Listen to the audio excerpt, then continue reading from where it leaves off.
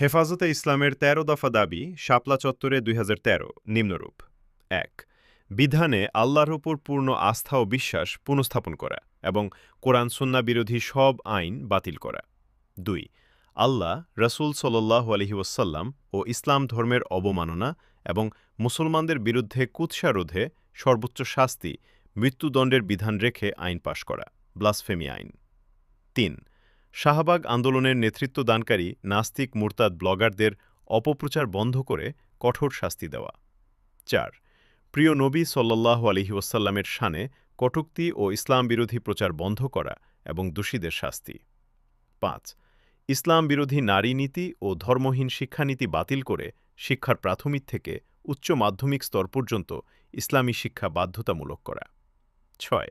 সরকারিভাবে কাদিয়ানীদের আহমদিয়া সম্প্রদায় ও মুসলিম ঘোষণা করা। ৭. সরকারি বেসরকারি চাকরিতে মেয়েদের জন্য যৌন হয়রানি ও নির্যাতন রোধে কঠোর ব্যবস্থা নেওয়া।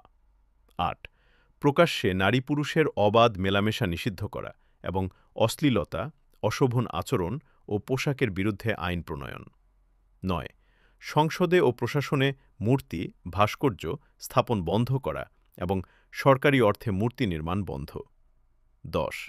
শাহবাগ আন্দোলনের নেতৃত্বদানকারীদের বিরুদ্ধে ব্যবস্থা নেওয়া। ১১. টেলিভিশন, সংবাদপত্র ও অনলাইনে ইসলাম বিরোধী প্রচার বন্ধ করা। ১২. অশ্লীল সাংস্কৃতিক অনুষ্ঠান, ক্যান্ডেল লাইট প্রোগ্রাম ইত্যাদি নিষিদ্ধ করা। ১৩. সরকারি বেসরকারি পর্যায়ে ইসলাম বিরোধী কার্যক্রম বন্ধ করে ইসলামী মূল্যবোধ প্রতিষ্ঠা করা। বাংলাদেশ এখনও নিরাপদ নয়, কারণ নির্বাচন কমিশনের লোকেদের মধ্যে কোনো আলেম নেই। তাহলে নির্বাচন কিভাবে নিরাপদ হবে? যদি আলেম থাকত, তাহলে অবশ্যই গণভোটের মধ্যে শাপলা চত্বরের ১৩ দাবির কথা আসত, যা মুসলিমদের জন্য মুসলমানিত্ব রক্ষার জন্য খুবই জরুরি। শাপলা চত্বরে মৃত শহীদের বিচার কার্যক্রম এবং ইসলাম বিরোধী সকল